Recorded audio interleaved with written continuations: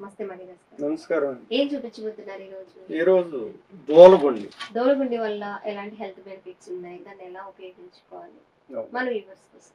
మన వైద్య శాస్త్రం చాలా గొప్పదే గనక మళ్ళీ నేను వివరించి చెప్పాలని అన్ని ఏ గుణాలు కలిగి ఉన్నాయి అన్న ఉద్దేశంతో ఈ దోలగుండి గురించి ఈరోజు వివరించి చెప్పాలని నా యొక్క అభిప్రాయం అన్నమాట. దోలగుండి అనేది తీగ జాతి సంబంధించిన చెట్లు. మినుములు, పెసలు అన్ని గింజల కన్నా 90 రెట్లు కలిగిన ఔషధాలు గుణాలు కలిగిన చెట్టు ఏదంటే దోలగుండి. దోలగుండి 3 రకాలుగా ఉంటుంది. ఒకటి చిన్న దోలగుండి, ఒకటి తెల్ల దోలగుండి, ఒకటి నల్ల దోలగుండి. చిన్న దోలగుండి అనేది ఇది చిక్కుడు జాతి సంబంధించిన మొక్క. చిక్కుడు చెట్ల అని ఉంటుంది, కాయలు కాస్తుంది, చిక్కుడుకాయలు కాసినట్టే కాస్తుంది. వేరే ప్రాంతం తెలియని వాళ్ళే దేండ్ర బాబు ప్రపంచంలో లేని ఈ యొక్క తీగ జాతి చిక్కుడు చెట్టును చూడగలిగిన అని అనుకుంటారా? పుట్టుకతోనే నూగుతూ ఉంటది, అసలు అట్ట పింద పడంగానే నూగుంటది అనమాట. ఈ యొక్క నూగు తయారైనాక ఫిబ్రవరిలో దీని పంట వస్తుందండి. ఈ పంట వచ్చినప్పుడు 6ంటికే చెలరేగిపోద్ది అంతే. అంటే చిన్న దోలగుండి అనేది బొబ్బర్లాగా ఉంటే, పెద్ద దోలగుండి ఈ సైజ్ అమ్మ. ఇప్పుడు మనం చూపిస్తుంది చిన్న దోలగుండి. ఇది ప్రాంతం ఉంటుంది, ఇది పెద్ద దోలగుండి. దీని మీద కూడా సైజ్ ఎక్కువ ఉంటుంది, సైజ్ ఎక్కువ ఉంటుంది. ఇదిగండి పెద్ద దోలగుండి అంటే ఓహో ప్రాంతంలో ఈ సైజు, ఓహో ప్రాంతంలో ఈ సైజు ఉంటుంది. సరే, చిన్న దోలగుండేది అనేది ఏ ప్రాంతమైనా ఒకే సైజులో ఉంటుంది, ఎక్కువ పెరగదు, ఎంత బలం వేసినా తక్కువ పెరగదు. దాని రూపం అనేది అట్లాగే ఉంటుంది, బొబ్బర్లాగానే ఉంటాయి. కానీ దోలగుండి గుణాలు ఏంటంటే అన్ని గింజల మీద అద్భుతమైన గుణాలు కలిగింది దోలగుండి. ఎందుకంటే మనకి పూర్వం ఏంటంటే ఈ పొలాల్లో ఎక్కువ ఉండేవి కనుక అందువల్ల ఏంటంటే దీని యొక్క గింజలు ఎక్కువ వాడేవాళ్ళు రైతు సంబంధించిన సభ్యులు. ఎందుకంటే బీళ్ళలో గేదెలు మేపుకొని చక్కగా ఈ చిక్కుడుకాయలాగా నట్టు తెచ్చుకొని ఆ గింజలు చక్కగా ఉడకేసుకుని తినేవాళ్ళు అనమాట. కొంతమంది ఎండబెట్టుకుని తయారైనాక పూర్ణంగా ఆవు పాలలో తీసుకున్నవాళ్ళు. ఇది తీసుకుంటే ఏంటంటే బ్రెయిన్ మీద కూడా బాగా పనిచేస్తామ్మా. అంటే నరం సిస్టమ్ మీద అద్భుతంగా పనిచేస్తాయి. ఎక్కడ నరాలు బలకింత అనేది లేకుండా, మరి ఏ అవయవాలకి ఎక్కడ సత్సు నరాలు లేకుండా బలంగా ఉంటుంది అన్నమాట.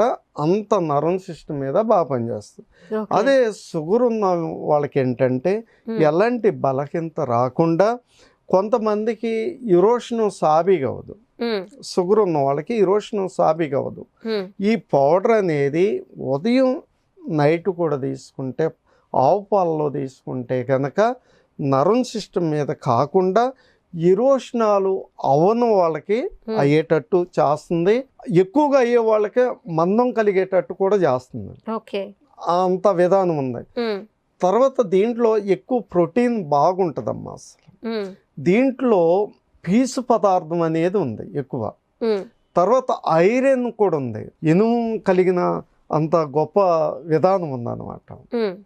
ఐరన్ ఉంది, మాగ్నీస్ ఉంది, గంధకం ఉంది, నూనె పదార్థం కూడా దీంట్లో ఉందన్నమాట. అంటే పూర్వకాలంలో ఎక్కువ పెళ్ళిళ్ళు అయిన వాళ్ళకి మినపగారులు వేసి పెట్టేవాళ్ళు. కానీ మినపగారుల కన్నా ఎక్కువగా ఔషధ శక్తి దీనికి అంత ఉందన్నమాట.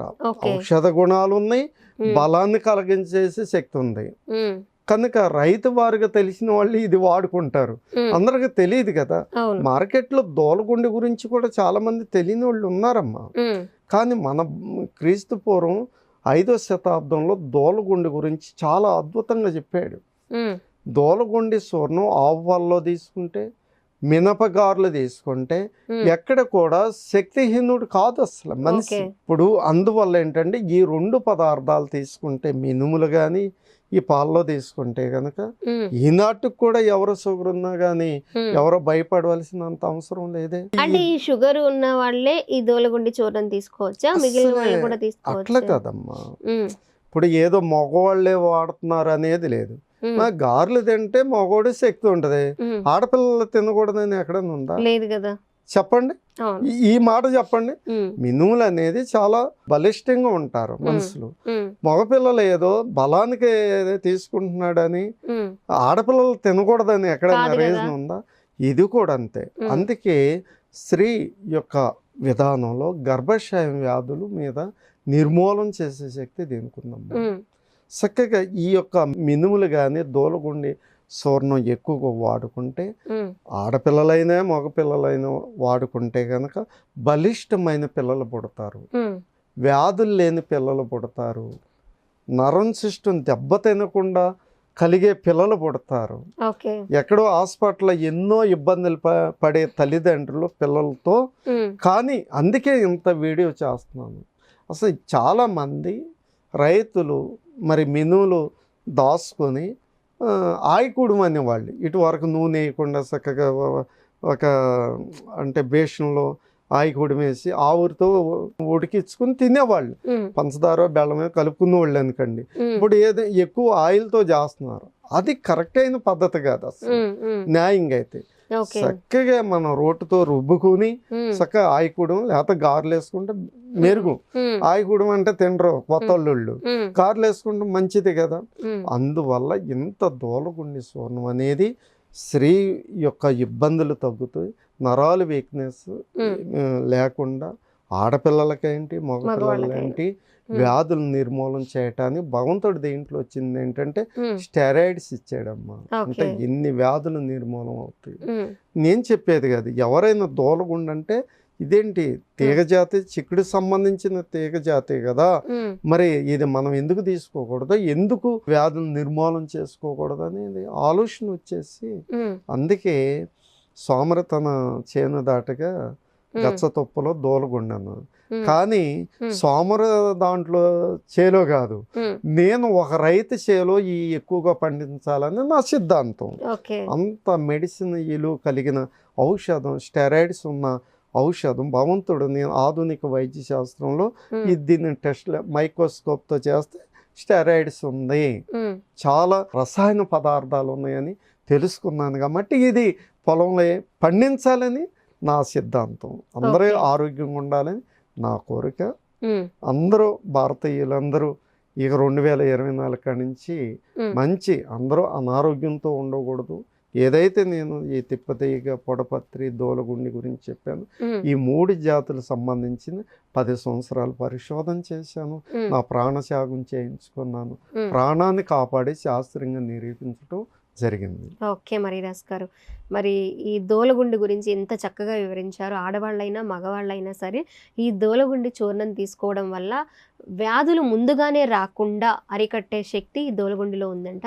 అలాగే బలహీనత లేకుండా ఆరోగ్యంగా ఉండడానికి కూడా ఇది చాలా హెల్ప్ చేస్తుందంట. మరి దోలగుండి గురించి చాలా చక్కగా వివరించారు మరీదాస్ గారు. థ్యాంక్ యూ సో మచ్ అండి. నమస్కారం అండి.